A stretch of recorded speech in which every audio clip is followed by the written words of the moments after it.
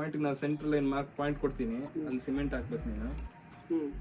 ಅದೊಂದು ಮಾರ್ಕ್ ಮಾಡಿ ಇಟ್ಕೊ, ಟೆಂಪ್ರರಿ ಮಾರ್ಕ್. ಇದೊಂದು ಮಾರ್ಕ್ ಮಾಡು. ಟೆಂಪ್ರರಿ ಮಾರ್ಕ್ ಅದು.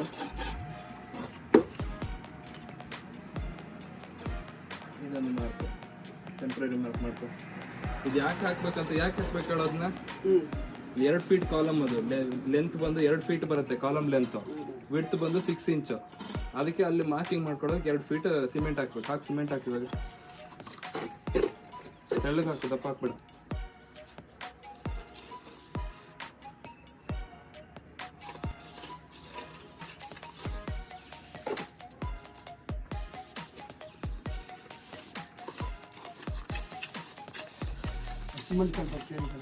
ಸಿಮೆಂಟ್ ಇಲ್ಲ, ಅಲ್ಲಿ ಸಿಮೆಂಟ್ ಕಲ್ಸ್ಕೋಬೇಕು.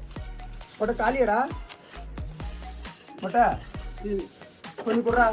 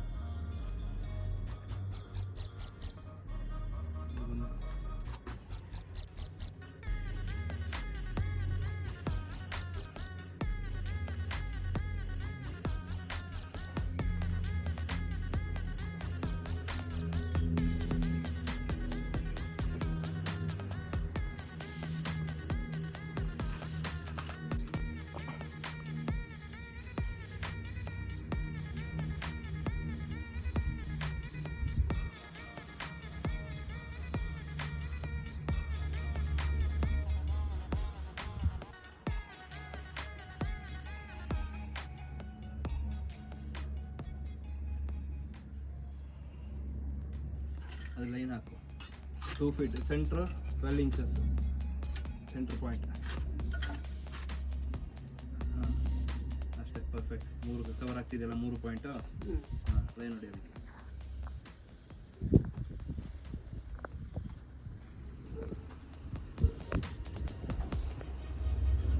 ಸರ್ ಇದು ಕೆಳಗಡೆ ಸಾಯಿಲ್ ಇರೋದಾ? ಕೆಳಗಡೆ ಸಾಯಿಲಾ?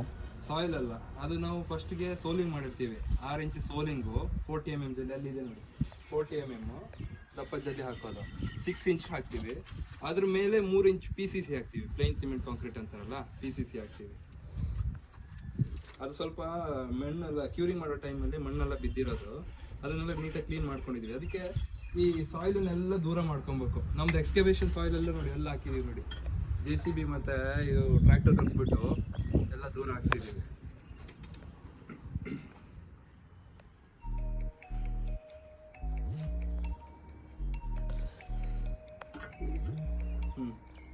ಆ ಪಾಯಿಂಟಿಂದ 3 ಇಂಚ್ ಆಚೆ ಹೋಗ್ಬೇಕು, 3 ಇಂಚ್ ಈಚೆ ಬರಬೇಕು. ಆ ಕಡೆ 3 ಇಂಚ್, ಈ ಕಡೆ 3 ಇಂಚ್.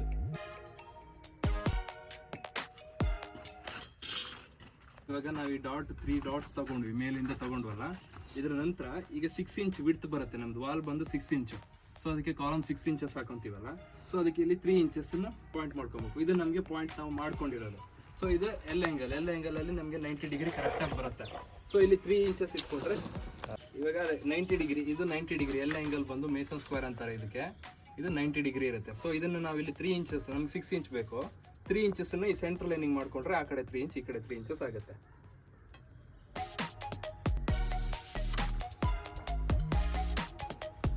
ಸೊ 3 ಇಂಚಸ್ ಇಟ್ಕೊಂಡು ಇದು ನಮಗೆ 2 ಫೀಟ್ ಬಿಡ್ತು. ಇದು ಬಂದು 2 ಫೀಟ್ ಇದೆ. ಸೊ ಇದು ಲೈನ್. ಓಕೆನಾ? ನೆಕ್ಸ್ಟ್ ಇದನ್ನು ಹಿಂಗೆ ತಿರ್ಸ್ಕೊಂಡು ಇಲ್ಲಿ 6 ಇಂಚಸ್ಗೆ ಈ ಮಾರ್ಕಿಂಗ್ ಇಟ್ಕೊಂಡ್ರೆ ಆಯಿತು. ಇಲ್ಲಿ ಆಟೋಮೆಟಿಕಾಗಿ 3 ಇಂಚಸ್ಗೆ ಬರುತ್ತದು.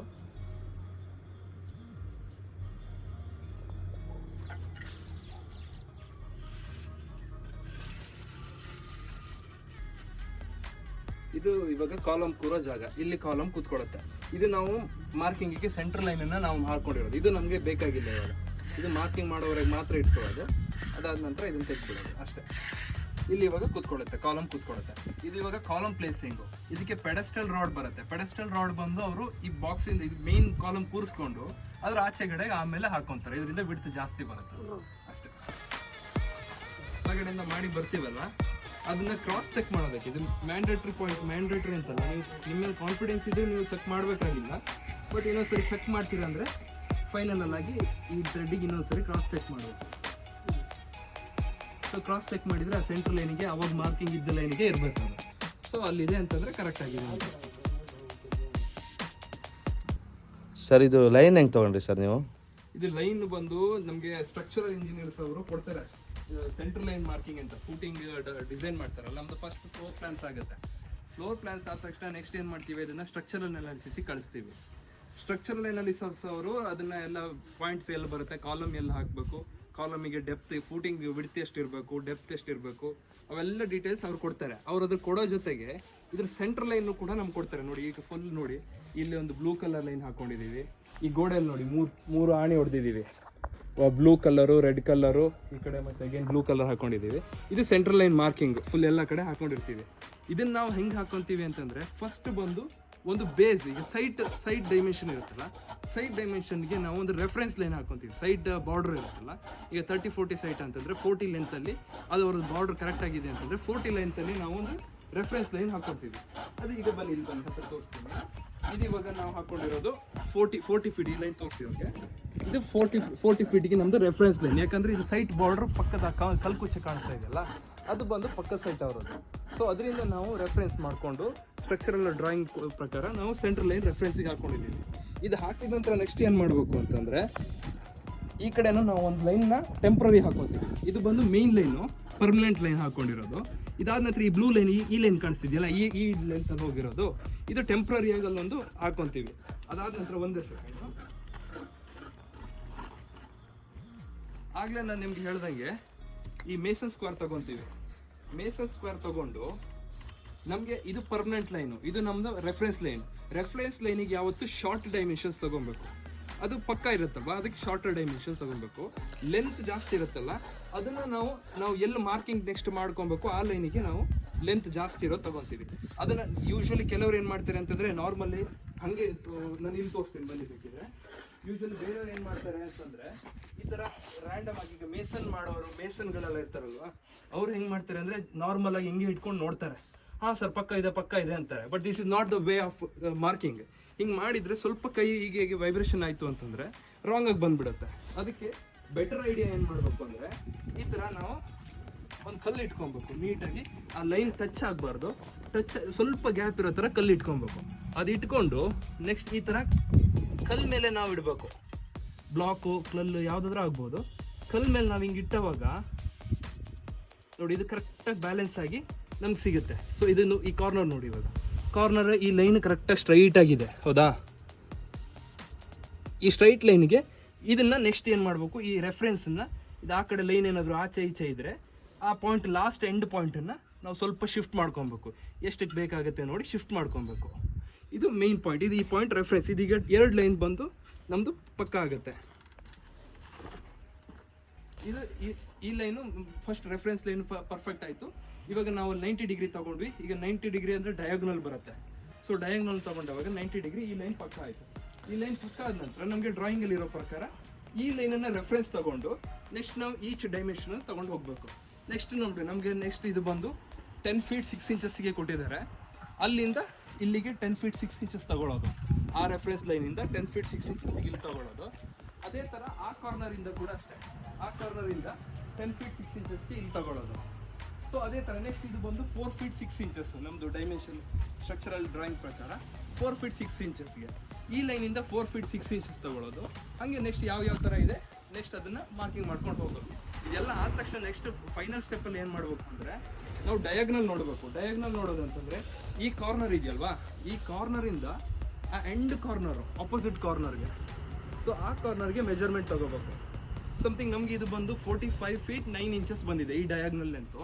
ಸೊ ಈ ಡಯಾಗ್ನಲ್ ಲೆಂತ್ ಎಷ್ಟು ಬಂದಿದೆ ಎಕ್ಸಾಕ್ಟಾಗಿ ಆ ಕಾರ್ನರಿಂದ ಅದರ ಆಪೋಸಿಟ್ ಕಾರ್ನರು ಅಲ್ಲಿರೋ ಕಾರ್ನರಿಗೆ ನಮಗೆ ಬರಬೇಕು. ಸೇಮ್ ಎಕ್ಸಾಕ್ಟ್ ಇಲ್ಲಿಗೆ 45 ಫೀಟ್ 9 ಇಂಚಸ್ ಬಂದಿದೆ. ಸೊ ಅದು ಕೂಡ ನಮಗೆ 45 ಫೀಟ್ 9 ಇಂಚಸ್ ಸಿಗಬೇಕು. ಅದು ಸಿಕ್ತು ಅಂತಂದರೆ ನಮ್ಮದು ಡಯಾಗ್ನಲ್ಲಿ ಕರೆಕ್ಟ್ ಆಗಿದೆ ಅಂತ. ಇಲ್ಲಾಂದರೆ ಬಿಲ್ಡಿಂಗು ಸ್ವಲ್ಪ ಕ್ರಾಸ್ ಆಗಿರುತ್ತೆ. ನೆಕ್ಸ್ಟ್ ಟೈಲ್ಸ್ ಕಟ್ಟಿಂಗ್ ಆ ಟೈಮಲ್ಲೆಲ್ಲ ಸ್ವಲ್ಪ ಕ್ರಾಸಾಗಿ ಕಾಣಿಸ್ಬಿಡುತ್ತೆ. ಸೊ ಇವಾಗ ನಮ್ಮದು 90 ಡಯಾಗ್ನಲ್ಸ್ ಕರೆಕ್ಟಾಗಿದ್ದರೆ 100% ಕರೆಕ್ಟ್ ಆಗಿರುತ್ತೆ ಅಂತ. ಅಷ್ಟೇ. ಬೇರೆ ಏನಾದರೂ ಡೌಟ್ಸ್ ಇದೆಯಾ? ಇವಾಗ ಅದು ಡೈಗ್ನಲ್ ಸಿಕ್ಕಿಲ್ಲ ಅಂದರೆ ನಾವೇನು ಮಾಡ್ಬೇಕು ಸರ್? ಡಯಾಗ್ನಲ್ ಸಿಕ್ಕಿಲ್ಲ ಅಂತಂದರೆ ಅದರಲ್ಲಿ 2-3 ಥರ ಪ್ರಾಬ್ಲಮ್ಸ್ ಆಗಿರುತ್ತೆ. ಒಂದು, ನೀವು ಈ ಮೇಸನ್ ಸ್ಕ್ವೇರಲ್ಲಿ ಇದು 90 ಡಿಗ್ರಿ ಫಸ್ಟ್ ಲೈನ್ ತಗೊಳ್ಳುವಾಗ ಅದು ರಾಂಗ್ ಆಗಿರುತ್ತೆ. ಅದನ್ನು ವಾಪಸ್ ಈ ಥರ ಕಲ್ಲಿಟ್ಟು ಕರೆಕ್ಟಾಗಿ ಇನ್ನೊಂದ್ಸರಿ ನೀವು ಅಬ್ಸರ್ವ್ ಮಾಡಿ ಚೆಕ್ ಮಾಡ್ಕೊಬೇಕು. ಇಲ್ಲ ಅಂದರೆ ಇನ್ನೊಂದು ಏನು ಪ್ರಾಬ್ಲಮ್ ಆಗಿರುತ್ತೆ ಅಂದರೆ ದಾರ ತಗೊತೀರಾ. ಈಗ ಥ್ರೆಡ್ ಲೈನ್ ಮಾರ್ಕಿಂಗ್ ಥ್ರೆಡ್ ಇರುತ್ತಲ್ವಾ, ಅದು ಒಂದು ಕಡೆಗೆ ದಪ್ಪ ತಗೊತೀರಾ, ಒಂದು ಕಡೆಗೆ ಸಣ್ಣ ತಗೊತೀರಾ, ಅದ್ರ ಮೇಲೆ ಡಿಫ್ರೆನ್ಸ್ ಆಗುತ್ತೆ. ಇನ್ನೊಂದು ಪ್ರಾಬ್ಲಮ್ ಹೇಳ್ತೀನಿ ನಿಮಗೆ, ಬನ್ನಿ. ಇನ್ನೊಂದು ಪ್ರಾಬ್ಲಮ್ ಏನಾಗುತ್ತೆ ಅಂದರೆ, ಈ ಆಣಿಗೆ ನೀವು ಈ ಸೈಡು ದಾರ ಕಟ್ಬೋದು, ಈ ಸೈಡು ದಾರ ಕಟ್ಬೋದು. ಈ ದಾರ ನೀವು ಪರ್ಫೆಕ್ಟ್ ಆಗಿರಬೇಕು. ಯಾವುದೋ ಇಲ್ಲಿ ಕಟ್ಟಿದ್ದೀರಾ ಅಂತಂದರೆ ಈ ಲೈನ್ ಮೆಜರ್ಮೆಂಟನ್ನು ನೀವು ತೊಗೊಂಡೋಗ್ಬೇಕು. ಅದೇ ಈ ಆಣಿಗೆ ಹಿಡ್ಕೊಂಡ್ರೆ ನಿಮ್ಗೆ ಅಲ್ಲೇ ನೋಡಿ ಅರ್ಧ ಇಂಚು ಡಿಫ್ರೆನ್ಸ್ ಬಂತು. ಈ ಅರ್ಧ ಇಂಚ್ ಇಲ್ಲ, ಅರ್ಧ ಇಂಚು ಡಿಫ್ರೆನ್ಸ್ ಇರೋದು ಆ ಲೆಂತ್ಗೆ ಹೋಗುವಾಗ ತುಂಬ ಡಿಫ್ರೆನ್ಸ್ ಆಗುತ್ತೆ. ಆಲ್ಮೋಸ್ಟ್ ಒಂದು 5 ಇಂಚ್ 6 ಇಂಚಸ್ಗೆ ಡಿಫ್ರೆನ್ಸ್ ಬಂದುಬಿಡುತ್ತೆ. ಸೊ ಅದನ್ನು ನೀವು ಕರೆಕ್ಟಾಗಿ ನೋಡ್ಕೊಂಡು, ಮತ್ತು ಈ ದಾರನೂ ಅಷ್ಟೇ, ದಾರ ಒಂದೇ ಗೇಜ್ ದಾರ ತೊಗೋಬೇಕು. ಡಿಫ್ರೆನ್ಸ್, ಒಂದು ಸಪೂರ ತೊಗೊಳ್ಳೋದು, ಒಂದು ದಪ್ಪ ತೊಗೊಳ್ಳೋದು, ಆ ಥರ ತೊಗೊಂಡ್ರೆ ಡಿಫ್ರೆನ್ಸ್ ಬರುತ್ತೆ. ಹಾಗೆ ಅದೇನಾದರೂ ಕ್ರಾಸ್ ಚೆಕ್ ಮಾಡ್ಕೊಬೇಕು. ಇನ್ನೊಂದು ಸರಿ ಕ್ರಾಸ್ ಚೆಕ್ ಮಾಡಿ ನೋಡ್ಕೊಬೇಕು. ಮೇಸನ್ ಸ್ಕ್ವೇರ್ ಇದರಿಂದ ಇನ್ನೊಂದು ಏನು ಹೇಳ್ತೀನಿ ಅಂತಂದರೆ, ಈ ಮೇಸನ್ ಸ್ಕ್ವೇರಲ್ಲಿ ಕೆಲವೊಂದು ಡಿಫೆಕ್ಟ್ ಬರುತ್ತೆ. ಅದಕ್ಕೆ ಇಂಜಿನಿಯರ್ ಸ್ಕ್ವೇರ್ ಅಂತ ಇನ್ನೊಂದು ಬರುತ್ತೆ. ಅದನ್ನು ತಗೊಂಡು, ಅದು ಚಿಕ್ಕದು ಶಾರ್ಟ್, ಅದು 8 ಇಂಚಸ್ಗೆ 1 ಫೀಟ್ ಬರುತ್ತೆ. ಅದು 100% ಅಕ್ಯುರೇಸಿ ಇರುತ್ತೆ ಅದರಲ್ಲಿ. ಅದನ್ನು ತೊಗೊಂಡು ಈ ಟೂಲ್ಸನ್ನು ಆ ಟೂಲ್ಸಲ್ಲಿ ಸರಿ ಇದೆಯಾ ಅಂತ ಚೆಕ್ ಮಾಡ್ಕೋಬೇಕು. ಸೊ ಇಲ್ಲ, ನಾನು ಲಾಸ್ಟ್ ಟೈಮ್ ಒಂದ್ಸರಿ ನಮ್ಗೆ ಅದೇ ಪ್ರಾಬ್ಲಮ್ ಆಗಿತ್ತು. ಈ ಮೇಸನ್ ಸ್ಕ್ವೇರೇ ರಾಂಗ್ ಆಗಿತ್ತು. ಸೊ ನಾವು ಎಲ್ಲ ಡೈಮೆನ್ಷನ್ಸ್ ತೊಗೊಂಡು ಮಾಡ್ತಾ ಇದ್ದೀವಿ, ಎಲ್ಲ ಕ್ರಾಸ್ ಬರ್ತಾ ಇದೆ. ಯಾಕೆ ಬರ್ತಾ ಇದೆ ಅಂತ ಫೈನಲಲ್ಲಿ ನಾವು ಇಂಜಿನಿಯರ್ ಸ್ಕ್ವೇರ್ ತೊಗೊಂಡು ಚೆಕ್ ಮಾಡಿದವಾಗ ಇದೇ ನಮಗೆ ಅರ್ಧ ಇಂಚು ಡಿಫ್ರೆನ್ಸ್ ಇತ್ತು. ಸೊ ಪ್ರಾಬ್ಲಮ್ಸ್ ಅಲ್ಲಿ ಕ್ರಿಯೇಟ್ ಆಗುತ್ತೆ. ಸೊ ನೀವು ಫಸ್ಟ್ ಇದೊಂದು ಟೂಲ್ಸನ್ನು ತೊಗೊಳೋಕ್ಕಿಂತ ಮುಂಚೆ ಚೆಕ್ ಮಾಡಿ ತೊಗೊಬೇಕು ಅಷ್ಟೇ. Okay sir, thank you. ಈ ವಿಡಿಯೋಯಿಂದ ತುಂಬ ಫ್ರೆಷರ್ಸ್ಗಳಿಗೆ ತುಂಬ ಯೂಸ್ ಆಗುತ್ತೆ sir. Thank you. Thank you.